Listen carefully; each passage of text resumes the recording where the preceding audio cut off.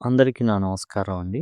ఇంతకుముందు మనం ఏప్రిల్ 2, 2026న జరిగినటువంటి పబ్లిక్ ఎగ్జామ్స్‌లో ఇంగ్లీష్ పేపర్ ఏదైతే ఉందో ఆ రోజు జరిగిన సెక్షన్ ఏ అయితే మనం చూసుకున్నాం. ఇప్పుడు సెక్షన్ బి అనేది మనం చూద్దాం. గ్రామర్ అండ్ వొకాబులరీ పార్ట్ అనేది మనం ఈ వీడియోలో అయితే చూద్దామండి. అండ్ మొదటిది వచ్చేసి 18వ ప్రశ్న. Combine the following sentences using హూను ఉపయోగించి రాయమన్నారు. ఇక్కడ Lena Mokina was teenage girl. She had undergone the atrocities of Germans. ఇది ఎట్లా రాయాలి? యాక్చువల్‌గా ఇది ప్లేస్ చేయాల్సింది ఏంటి? నౌన్ ప్రొనౌన్ ఏదైతే ఉందో దాని పక్కన మనం ప్లేస్ చేయాల్సి ఉంటుంది. ఎందుకంటే ఇది మనం తెలుసు ఇది యాడ్జెక్టివ్ రిలేటివ్ క్లాజ్ అనమాట. లేదా యాడ్జెక్టివ్ క్లాజ్ 2 ఒకటే. కాబట్టి నౌన్ ఆధారితంగా ప్లేస్ చేయాలి. ఇక్కడ లేనా ముఖీనా అనేటటువంటి అమ్మాయి ఉంది. 2 రకాలుగా ప్లేస్ చేయొచ్చండి ఇది. ఎట్లా అంటే ఇక్కడ లేనా మకీనా వాజ్ టీనేజ్ గర్ల్. ఈ షీ ప్లేస్‌లో ప్రొనౌన్ ప్లేస్‌లో ఏం చేయొచ్చంటే హూని ప్లేస్ చేయొచ్చు. అంటే షీ తీసేస్తాం కంప్లీట్‌గా. హూ పెడతాం. Lena Makina was teenage girl who had undergone atrocities of Germans. సింపుల్‌గా. షీ తీసేసి హూ పెట్టాం. ఇక్కడ ఒక కామా పెడతాం గర్ల్ తర్వాత. కాబట్టి షీ ఒక్కటే మిస్ అవుతుంది. Lena Makina was teenage girl who had undergone atrocities of Germans అయిపోతుంది. ఇంకో రకంగా ఎట్లా రాయొచ్చు అంటే ఇక్కడ మీరు గమనించినట్లయితే లేనా ముఖీనా అనేసి కామా పెట్టి ఇదంతా హూ హ్యాడ్ అండర్గాన్ ద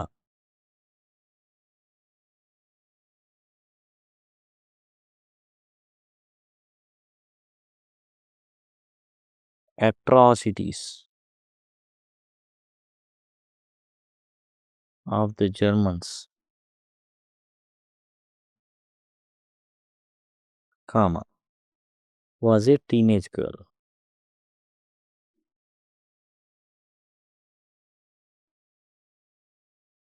ఈ విధంగా 2 రకాలుగా రైటే. అయితే ఇచ్చే ప్రిఫరెన్స్ డిఫరెన్స్ ఉంటుంది. ఇక్కడ మనం ఏదైతే Lena Makina who had undergone the atrocities of Germans was a teenage girl. ఇక్కడ దేనికి ప్రిఫరెన్స్ అంటే తాను ఒక టీనేజ్ అమ్మాయి అయ్యుండి ఇంత బాధలు పడింది అనేటటువంటి ప్రిఫరెన్స్ స్ట్రెస్ చేయడం అనమాట. ఇక్కడ ఏంటంటే సింపుల్‌గా Lena Makina was teenage girl who had undergone the atrocities of Germans. 2 కూడా కరెక్టే. 2 రకాలుగా కూడా రాయొచ్చు. తర్వాత passive voice. Dharani loves animals. చూడండి ఇక్కడ మనకి ధరణి లవ్స్ యానిమల్స్ అని ఇచ్చారు. ఎట్లా రాయాలి? చాలా సింపుల్‌గా మనం అయితే రాయొచ్చు. ఇది సింపుల్ ప్రెజెంట్ టెన్స్‌కి సంబంధించిందనమాట. ఓకే. యానిమల్స్. ముందు ఆబ్జెక్ట్ ఏదైతే ఉందో దాన్ని తీసుకుంటాం. Animals loves. ఇది సింపుల్ ప్రెజెంట్ టెన్స్‌లో ఉంది కాబట్టి ఇది ప్లూరల్ కాబట్టి ఆర్ తీసుకుంటాం. తర్వాత ఆబ్జెక్ట్‌ని సబ్జెక్ట్‌గా మార్చాం. హెల్పింగ్ వెర్బ్ రాసాం. అండ్ వెర్బ్ యొక్క థర్డ్ ఫార్మ్ రాయాలి. బై అనేటటువంటి ప్రిపోజిషన్ ఉంచాలి. అండ్ సబ్జెక్ట్ ఏదైతే ఉందో ఆబ్జెక్ట్‌గా రావాలి. ఈ విధంగా యానిమల్స్ ఆర్ లవ్డ్ బై ధరణి. ఈ విధంగా మనం రాయాల్సి ఉంటుంది. ఆన్సర్ వచ్చేసి యానిమల్స్ ఆర్ లవ్డ్ బై ధరణి. ఈ విధంగా ఆన్సర్ అనేది మనం రాయాలి. తర్వాత మనం చూసినట్లయితే 20వ ప్రశ్న. Reported speech. Okay. The conductor said to me I have got my rules. ఇప్పుడు మనం యాక్చువల్‌గా అదిగోండి ద కండక్టర్ రాస్తాం. ద కండక్టర్ ఏం చెప్పాడు? చెప్పాడా? సెడ్ టు కాస్త ప్రశ్న అడిగాడనుకోండి. క్వెషన్ మార్క్ ఉంటే ఆస్క్డ్ అవుతుంది. సెడ్ టు అంటే చెప్పాడు. ఎవరికి చెప్పాడు? నాకు చెప్పాడు. The conductor told me. ఈ ఇన్వర్టెడ్ కామాస్ ఏవైతే ఉన్నాయో అవి తొలగించినందుకు గాను దట్ అనేది ప్లేస్ చేయాలి. ఎందుకంటే ఇది అసర్టివ్ సెంటెన్స్ కాబట్టి. ఐ మీన్ ఫుల్ స్టాప్‌తో ఎండ్ అయింది కాబట్టి. The conductor told me thought I. ఎప్పుడైనా గానీ ఐ ఉంటే సన్ ఫార్ములా ఉంది. ఏంటి ఐ వచ్చినప్పుడు సబ్జెక్ట్‌ని తీసుకోవాలి. సబ్జెక్ట్ హీ కాబట్టి the conductor told me thought he. Have కాస్త హ్యాడ్‌గా మారుతుంది. గాట్ మై కాస్త హిస్‌గా మారుతుంది. Rules. The conductor told me thought he had got he's rules. ఈ విధంగా రాయాల్సి ఉంటుంది. That conductor told me thought he had got he's rules. తర్వాత మనం చూసినట్లయితే ప్రిపోజిషన్స్. ఈ ప్రిపోజిషన్స్ అనేవి డైరెక్ట్‌గా ఇచ్చారు. టెక్స్ట్ బుక్‌లో నుండి డైరెక్ట్‌గా ఇచ్చారు. మొదటి ప్రశ్న చూసినట్లయితే Valli shot an angry glance dash the conductor at the conductor అని గ్లెన్స్ ఎట్. ఇది ఎక్కడి నుంచి తీసుకున్నారంటే మన టెక్స్ట్ బుక్‌లో నుంచే ఏవైతే ఉన్నాయో అదిగోండి. Valli shot an angry glance at the conductor. Okay. Glance at అనమాట. తర్వాత వచ్చేసి oil was rubbed dash a dry and matted hair rubbed into her. తన యొక్క ఆ యొక్క మొత్తం మొత్తం జుట్టంతా కూడా ఏమైపోయిందంటే కలిసిపోయింది. ఒక అట్ట కట్టుకుపోయింది. దాంట్లో నూనె పూసి చేయడం అనమాట. అది కూడా మన టెక్స్ట్ బుక్‌లోదే అయితే తీసుకోవడం జరిగింది. అదిగోండి. Even bath and oil was rubbed into her. Oil అనేది అదిగోండి. Oil was rubbed into her dry and matted hair. ఈ విధంగా అదిగోండి. Oil was rubbed into her dry and matted hair. ఇది డైరెక్ట్‌గా టెక్స్ట్ బుక్‌లో నుంచే మనకైతే ఇవ్వడం జరిగింది. తర్వాత read the following people who support animals rights. ఇక్కడ యానిమల్స్ కాదు, యానిమల్ అని ఉంటే సరిపోతుంది. యానిమల్. ఆ తర్వాత ఇక్కడ ఏ ఇన్హరెంట్.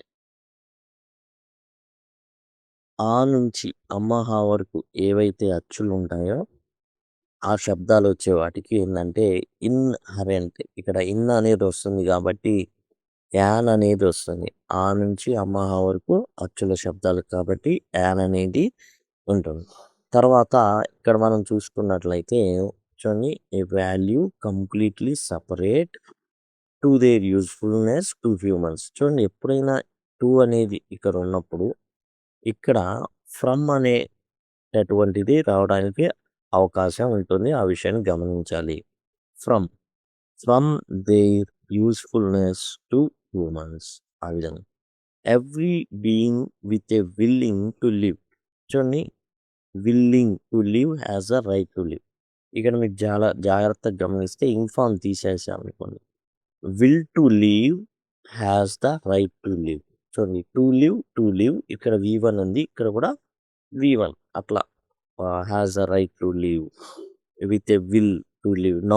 నౌన్ ఏదైతే ఉందో నౌన్ ఉంది ఇక్కడ, ఇక్కడ కూడా నౌన్ అనేది ఉంటుంది. వెర్బ్ ఉంది అనుకోండి, ఇక్కడ కూడా వెర్బ్ ఉంది. అంటే చూడండి, రైట్ టు లివ్ ఒక ప్రాస అన్నమాట ఇది. విల్ టు లివ్ కాబట్టి అదొకటి. అయితే విల్లింగ్నెస్ అనేది కూడా మనం రాయొచ్చు. విల్ అనేది ఇక్కడ ఉపయోగించాల్సి ఉంటుంది. తర్వాత మనం చూసినట్లయితే we would like to have dinner at a good restaurant. ఒక మంచి రెస్టారెంట్లో భోజనం చేద్దాం అన్నాను. Would you like to eat dash apple. ఇందాక మనం చెప్పుకున్నట్టే ఆ నుంచి అమ్మహ వరకు ఏదైతే ఉంటుందో దానికి మనం ఏంటంటే యాన్ అనేది would you like to have an apple అనేది రాయడం జరుగుతుంది.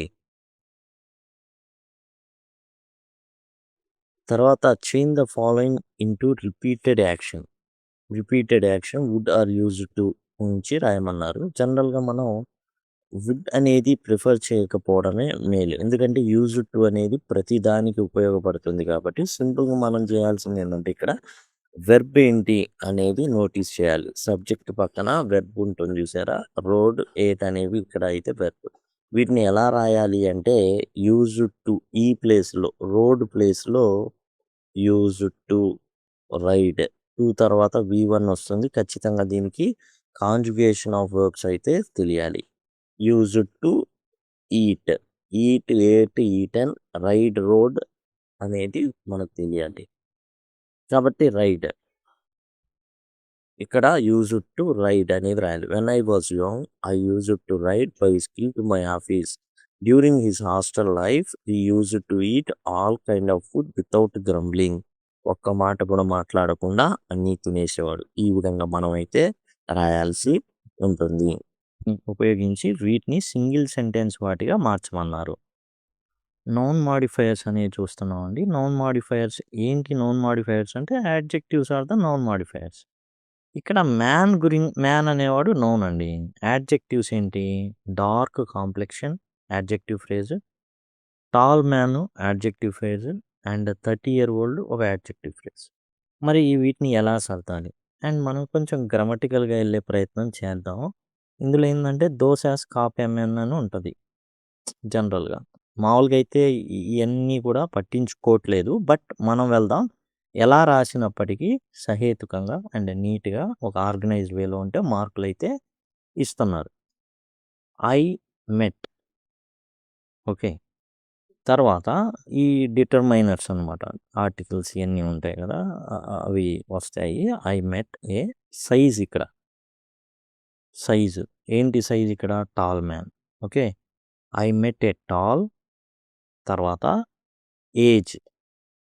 సైజు, ఏజ్ 30 ఇయర్ ఓల్డ్ అనమాట. 30 ఇయర్ ఓల్డ్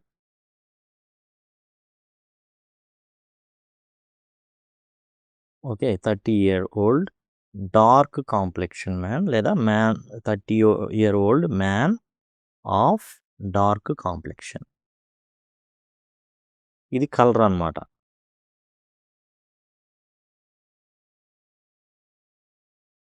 లేదా I met a tall 30 year old dark man సింపుల్‌గా. Okay. Dark complexion dark man. అయి కొన్ని అర్థాలు మారతాయి కాబట్టి మ్యాన్ ఆఫ్ డార్క్ కాంప్లెక్షన్‌గా రాయడం అయితే జరిగింది. I met a tall 30 year old man of dark complexion లేదా I met a tall 30 year old dark complexioned man లేదా డార్క్ మ్యాన్. ఇది దేని ప్రకారం నేను రాశాను? సైజ్, ఏజ్, షేప్, కలర్ అనేవి ఉన్నాయి. ఓకే. దీంట్లో మధ్యలో చాలా ఉంటాయి. దోసెస్ కాపీఎంఎన్ఏ కాదు. మధ్య మధ్యలో చిన్న చిన్నయి ఇంకా కొన్ని ఉన్నాయి. కాపోతే దీన్ని కొంచెం స్టాండర్డైజ్ ఇంటర్మీడియేట్ వర్షన్ ఇది. తర్వాత I saw an animal brown scales thick horn ఉంది. ఇక్కడ మనం ఏందంటే వీటిని కూడా చాలా డిఫరెంట్‌గా రాయొచ్చు. ఎలా రాసినప్పటికీ కూడా ఒక ఆర్డర్‌లో లేదా మామూలుగా అర్థవంతంగా ఉంటే మార్కులనేవి పడతాయి. దయచేసి ఆ విషయాన్ని గమనించండి. ఐ సా ఇప్పుడు నౌన్ ఇది. దీని గురించి చెప్పడం జరుగుతుంది. బ్రౌన్ స్కేల్స్ ఉన్నాయి. థిక్ హార్న్ ఉన్నాయి. I saw a brown scaled and thick horned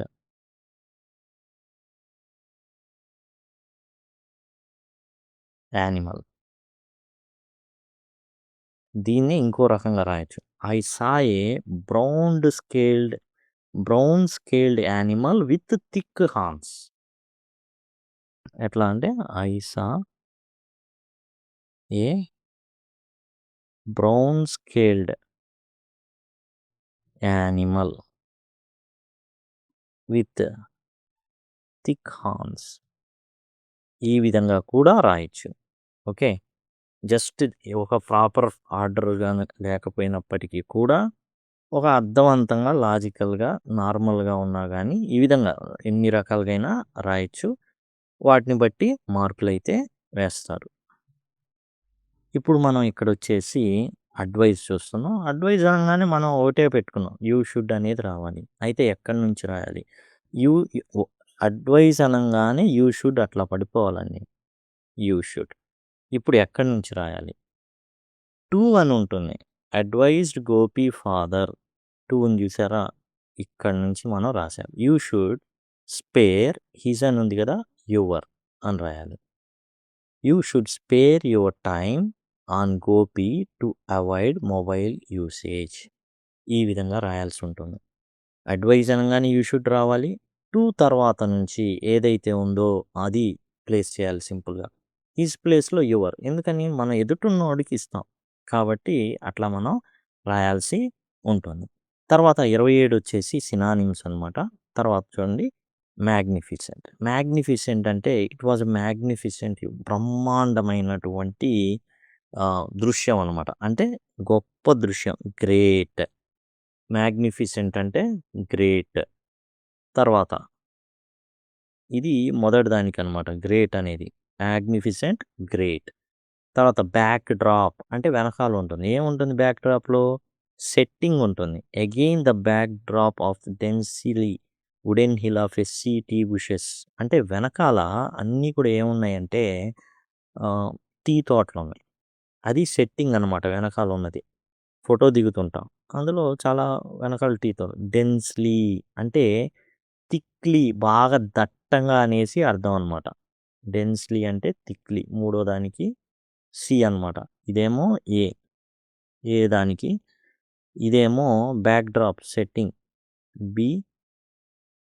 ఇదేమో సి దానికి. అంటే వెనకాల చూడండి ఏబీసీ. స్ట్రెచ్డ్ అంటే ఎక్స్టెండెడ్. చూడండి ఎలా ఇచ్చారో ఒక ప్యాటర్న్ ఫాలో అయ్యారు. వెనక నుంచి ముందుకనమాట. ఏ, బి, సి, డి ఈ విధంగా ఫాలో అవ్వడం అయితే జరిగింది. సినానిమ్స్ ఆన్సర్స్ వచ్చేసరికి మ్యాగ్నిఫిసెంట్ అంటే గ్రేట్. ఓకే. నెక్స్ట్ బ్యాక్‌డ్రాప్ అంటే సెట్టింగ్. డెన్స్‌లీ అంటే థిక్‌లీ అని. స్ట్రెచ్డ్ అంటే ఎక్స్టెండెడ్. మ్యాగ్నిఫిసెంట్, గ్రేట్ అంటే గొప్ప అని. బ్యాక్‌డ్రాప్ లేదా సెట్టింగ్ అంటే వెనకాల ఉన్నటువంటి ఏదైతే ఉన్నది. డెన్స్‌లీ, థిక్‌లీ అంటే బాగా గుబురుగా ఉండడం. స్ట్రెచ్డ్ అంటే ఎక్స్టెండెడ్ బాగా సాగదీయబడిన అని లేకపోతే ఎక్స్టెండ్ అయిందనేసి. ఇంగా ఫర్దర్‌గా పొడిగించబడింది అనేసి ఈ విధంగా సినానిమ్స్ అయితే ఆన్సర్స్ అనేవి అవన్నమాట. తర్వాత మనం చూసినట్లయితే యాంటోనిమ్స్ అనేవి వైలెన్స్. వైలెన్స్‌కి ఏందంటే పీస్. వైలెన్స్ ఇక్కడ జాగ్రత్తగా గమనించినట్లయితే వైలెన్స్‌కి ఇక్కడ పీస్ అన్నమాట. అంటే శాంతి. ఆ తర్వాత మనం చూసినట్లయితే నెక్స్ట్‌ది హేట్ తెలిసిందే. లవ్. హేట్ అంటే ద్వేషం, లవ్ అంటే ప్రేమ. క్రిటిసిజం అంటే ప్రైజ్ పొగడ్త. క్రిటిసిజం అంటే తెగడ్డం అనమాట. ప్రైజ్ అంటే పొగడ్డం. ఇన్హరెంట్ అంటే స్వాభావికంగా వచ్చే అంటే పుట్టుకతో వచ్చేది. ఎక్వైర్డ్ అనమాట దీనికి. ఇది ఏందంటే ఇన్హరెంట్ క్వాలిటీస్ అని అండ్ ఎక్వైర్డ్ క్వాలిటీస్ అని మనిషిలో కొన్ని ఉంటాయి. కాబట్టి అది. వైలెన్స్‌కేమో పీస్. వైలెన్స్ అంటే హింస, పీస్ అంటే శాంతి. హేట్‌కి లవ్. క్రిటిసిజం అంటే తెగడ్డం, తిట్టడం. ప్రైజ్ అంటే పొగడ్త. ఇన్హరెంట్ అంటే స్వాభావికంగా వచ్చేయి. ఎక్వైర్డ్ అంటే సంపాదించుకున్నవి అనేసి. నెక్స్ట్ తర్వాత మనం చూసినట్లయితే రైట్ ఫార్మ్స్ అనమాట. Right forms. Who was the pilot on the strange black aeroplane?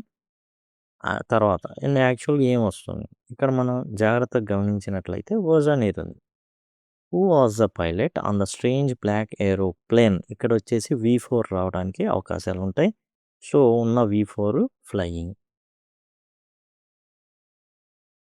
Next వచ్చేసి who helped me to arrive there? చూడండి అరైవ్‌కి లింక్ అయినటువంటిది. అరైవ్ వెర్బ్ యాడ్‌వర్బ్ రావాలి ఇక్కడ. అంటే ఎల్‌వై ఉండాలి. సేఫ్‌లీ. ఈ విధంగా మనం అయితే చూడాల్సి ఉంటుంది. తర్వాత మనం complete the words with prefixes and suffixes given in the brackets. విగరేటింగ్‌కి ఇన్విగరేటింగ్ అనండి. ద ఎయిర్ ఈజ్ ఇన్విగరేటింగ్ అనేది వస్తుంది. వస్తుంది. తర్వాత at first Kisa Gautami was happy for the procurement. Okay. Procurement అనేది ఎంఈఎన్‌టి అనేది కరెక్ట్ అండి. ఎంఈఎన్‌టి అనేది రావడం అయితే జరుగుతుంది. ప్రొక్యూర్మెంట్ ఇదొచ్చేసి ఇన్విగరేటింగ్. రాంగ్‌లీ స్పెల్డ్ వర్డ్స్ ఏవైతే ఉన్నాయో కరెక్ట్ స్పెల్లింగ్ రాయాల్సి ఉంటుంది. ఇందులో మొదటిదే కెనోయింగ్ అనేది తప్పు. ఎందుకంటే ఏ ప్లేస్‌లో ఈ ఉండాలి. అదే మనం రాద్దాం. CANOE అనమాట. ING.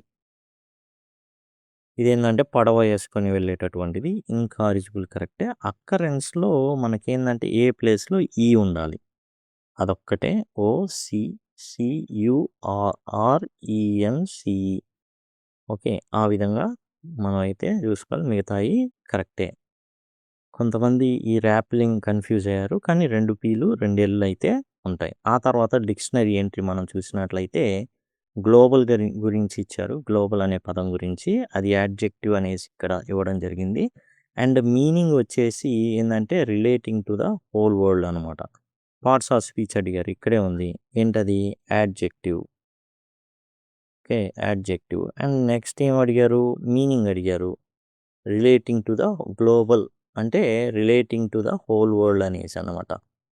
Relating to the whole world.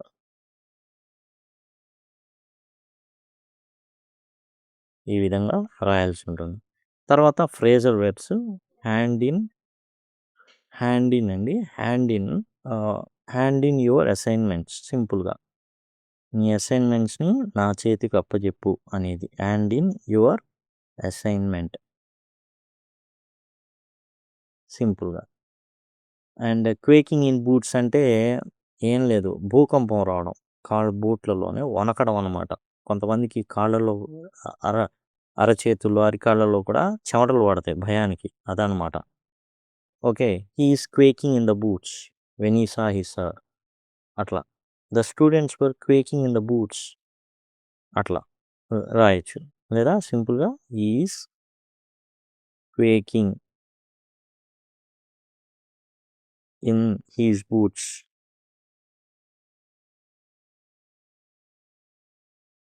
Okay, సింపుల్గా మామూలుగా రాయాలని. లేకపోతే దీనికి the students were quaking in their boots when they know that the results had already declared, అట్లా ఏదైనా కానీ మనం రాయొచ్చు. లేదు సింపుల్గా ఇలా రాసినప్పటికి కూడా అర్థవంతం ఉంటుంది కాబట్టి మార్కులు వస్తాయి. అండ్ నెక్స్ట్ 34, టేక్ ఇన్ అంటే అర్థం చేసుకోవడం, టు అండర్స్టాండ్ అని టేక్ ఇన్. లుక్ ఆఫ్టర్ అంటే సంరక్షించడం, to take care of someone సంరక్షించడం. బ్రేక్ డౌన్ అంటే ఆగిపోవడం, కారు ఇట్లాంటివి ఆగిపోతాయి. కార్ బ్రోక్ డౌన్ అంటే, బస్ బ్రోక్ డౌన్ అంటే ఆగిపోయింది. కామ్ డౌన్ అంటే కొంచెం మనశ్శాంతిగా ఉండు, టు బికమ్ క్వైట్ అనమాట. ఈ విధంగా సెక్షన్ బి అనేది మనం అయితే చూడడం జరిగిందండి. టోటల్గా సెక్షన్ ఏ కూడా చూసాం అండ్ సెక్షన్ సి కూడా మనం చూడబోతున్నాం. అండ్ ఇది ప్రస్తుతానికి సెక్షన్ బికి సంబంధించి టోటల్ అండి. Thank you, thanks a lot.